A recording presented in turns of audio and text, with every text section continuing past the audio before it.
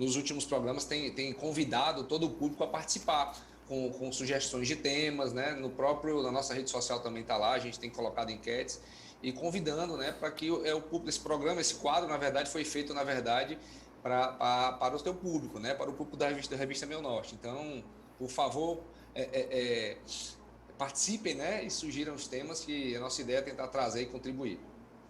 Pois é, as pessoas podem estar participando aqui com a gente no 9411-7777, né? Participando com a gente. Aproveita que o Edivan está aqui, né? Vai responder as nossas perguntas.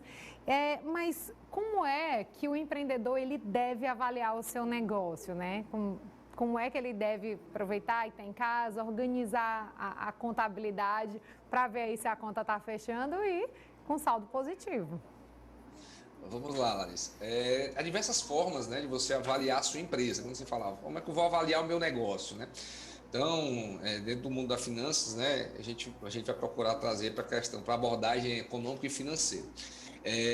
Primeiramente, né, acho que o empreendedor ele tem que conhecer o seu negócio, né? Tem que conhecer o seu produto, ele tem que conhecer o seu serviço, né? Ele tem que cuidar de todo o seu negócio, ter o negócio de fato na mão. E quando a gente fala de avaliar de forma, avaliar a questão econômica e financeira, sem entrar na questão mais técnica de valuation, indicadores, de forma resumida a gente tem que olhar o resultado, né? E olhar como é que está o nosso caixa. Então, como é que a gente olha o resultado, né? Como é que a gente faz uma avaliação econômica da empresa? Você até falou no começo aí na abertura da questão de ver custo, né? Receita e tal. Então, acho que o primeiro ponto é o empreendedor, né? O dono do negócio, quer seja o pequeno negócio, o médio ou o grande negócio, como é que está a minha receita? Esse ponto de avaliar o seu negócio, ele é recorrente. Logicamente, em períodos de pandemia, a gente aumenta aí a atenção por conta do impacto que a pandemia causa, né? Alguns negócios fechados, né? Você vê alguns setores aí que estão fechados parcialmente, outros fechados totalmente. Então, assim, muitos empresários sem saber, né, como vai fazer para sair do vermelho, né, para realmente vender. E o primeiro ponto, assim, eu acho que o empresário não entrar no desespero. Ele tem que pegar e olhar o resultado dele, né? Vamos olhar o meu negócio. Como é que foi o impacto da minha receita, meu faturamento? Ele diminuiu, ele está andando de lado, meus custos aumentaram, reduziram. Então, a contabilidade trata isso, chama de DRE, né? Que é o demonstrativo do resultado do exercício, né? Então, você pode fazer isso no mês. Como é que foi o meu resultado no último mês? Como é que foi o meu faturamento, né? Meus custos, né? Aí eu vou ter minha margem bruta, que a gente chama de margem bruta, né? Como é que vai estar minhas despesas, né? Minhas despesas aumentaram, diminuíram. Tem empresário que fala assim, eu vou demitir pessoal. Gente, você vai demitir, você vai ter uma despesa ali adicional com as rescisões. Então tem que olhar o teu negócio como um todo, né? Então assim, o que a gente recomenda dentro do prisma, né, da visão de uma avaliação econômica? Olhar as receitas, né? Como é que está o comportamento das receitas, dos custos, as despesas, que aí você chega na linha fim. Isso de uma maneira bem resumida, tá, gente? Estou tentando simplificar, porque se a gente faz uma abordagem técnica, aí as pessoas pensam que isso é muito complexo, e não é. Então, como é que está minha receita, o comportamento dela, meus custos, minhas despesas e a linha fim? Logicamente tem tributação, tem despesa financeira, mas como é que está a minha linha fim? O meu resultado, deu lucro ou deu prejuízo? E aí onde tá um dos pontos principais. Eu falei da questão econômica. O empresário, vamos dar um exemplo para você, lá uma loja de confecção, você estava fazendo aí um merchan agora há pouco aí, o faturamento... perguntando, né, sobre que quer começar a investir nesse ramo, né, de confecção, e aí eu dei a dica. Isso. Só que aí você compra, né, e você vende. Na hora que você vende, você pode vender no cartão de crédito, por exemplo, que é uma questão comum, você vai receber aquele valor com 30 dias.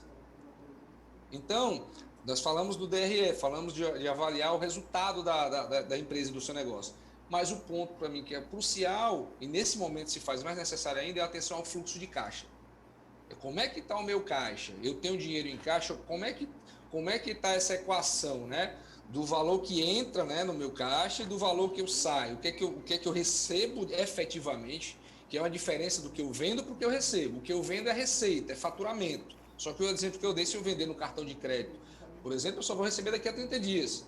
Se eu sou uma empresa que vendo e faço venda parcelada, pior ainda, porque eu recebo 30, 60, 90. né? E às vezes os meus compromissos com os fornecedores são no ato. Então, o fluxo de caixa é que nesse momento se torna o ponto mais importante, principalmente a questão da pandemia. Como é que está o meu caixa? Está entrando mais dinheiro do que está saindo, está positivo, né? Então, o que efetivamente eu estou vendendo e estou recebendo à vista, né? Então, uma dica importante, eu acho que o empreendedor, neste momento, mais do que nunca, isso sempre mais do que nunca, tá com o olho muito forte no caixa, tá? Que aí ele olhando, como é seu resultado? Meu resultado dá lucro, mas eu não estou com o dinheiro do caixa. Por quê? É porque eu estou vendendo parcelado, vou ter que deixar de vender parcelado, vou ter que diminuir minhas vendas no cartão, vou procurar vender mais à vista, ou vou negociar um prazo com o meu fornecedor, e aí começa a ter os exercícios, né?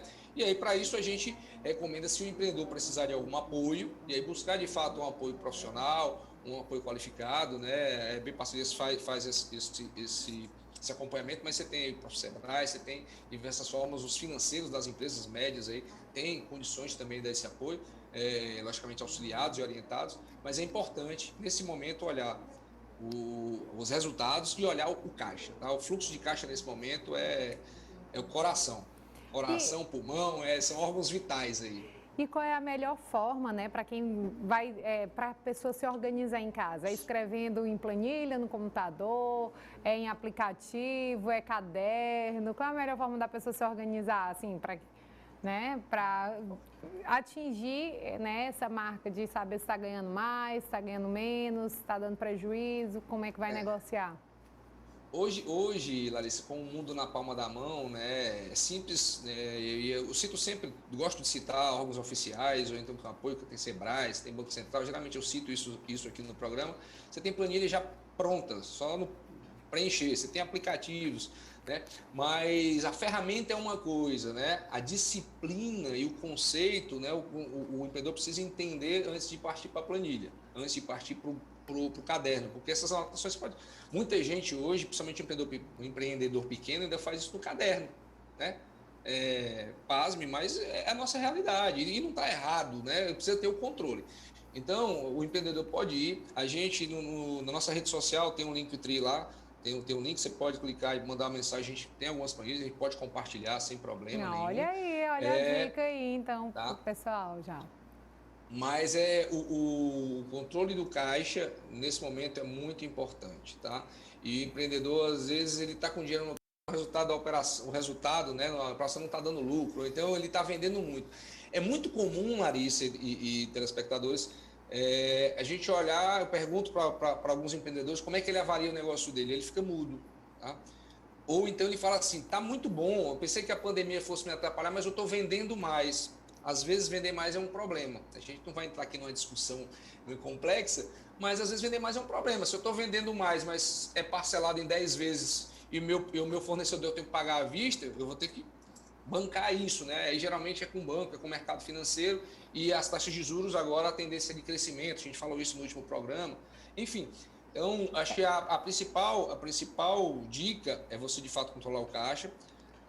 Tem alguns cuidados que precisam ser tomados também. Isso que eu já ia perguntar, quais são os cuidados, né, que tem que ter para fazer essas ações assertivas, né, para ficar com saldo positivo sempre, para não ter que demitir funcionário. Essa dica aí que você deu é muito boa, né, a questão de realmente avaliar se vale a pena no momento demitir, né, porque às vezes o empresário pensa, infelizmente não vou ter como pagar no próximo mês, mas às vezes ele vai ter, né, um prejuízo bem maior de um dinheiro que ele nem está em caixa ou que ele poderia investir em mercadoria e talvez, né, investir em novas formas, né, sei lá, apostando na internet, qualificando esse trabalhador, né? Qual é a sua opinião sobre isso? Perfeito, e assim, tem a própria reforma trabalhista que veio agora recentemente, pode auxiliar, tem alguns incentivos. Eu não gosto muito de receita de bolo, né? Certo? Dizer assim, 7 passos, faça isso, faça aquilo. Agora, como eu disse, as ferramentas estão aí, né? Tá o mundo na palma da mão, planilha, caderno, folha, mas principalmente o conceito, né? Então, o empreendedor precisa entender, de uma vez por todas, isso parece uma frase feita, ou até chovendo molhado, mas faturamento, a receita, ela é diferente de lucro, né? e que é diferente da minha disponibilidade do que eu tenho em caixa. Então, às vezes, o empreendedor ele confunde a venda com a sobra. Por isso que, às vezes, eu pergunto, aí, como é que você avalia o teu negócio? O cara fala, não, tá bem. Pô, tá, aumentou minha venda, tá pra caramba. E ele pensa que aquilo é lucro, e não é. Porque se você aumentou o faturamento, você, empreendedor que está nos assistindo, sabe disso. Se você aumentou o teu faturamento, é que você aumentou o teu custo. Se eu vendi mais pizza lá, eu tive que gastar com mais ingredientes. Né? Se eu vendi mais doce, você estava falando aí agora há pouco, ela teve que comprar mais leite condensado, mais açúcar, mais tudo. Enfim, então acho que o primeiro ponto como dica, né, é você não confundir faturamento com lucro. Um outro ponto importante é você precificar o seu produto ou o seu serviço de forma correta. Né? A gente tem aí a inflação vem galopante, então tudo aumentou. Então, infelizmente, isso tem que ser repassado. Né? E às vezes até reformular os preços, né? Assim, porque o exercício de reformular o preço, Larissa, desculpa, ele tem que ser constante. Constante. Nesse momento, porque todo dia está aumentando combustível, todo dia aumenta o preço de alimento, então, assim, todo dia aumenta tudo, né? E tudo tem que ser avaliado, né? Constantemente, por isso a importância de fazer esse diagnóstico, de fazer essa entrada, esse fluxo, né? Para estar constantemente sabendo se realmente está tendo lucro ou não. Como você deu o exemplo aí da pizza.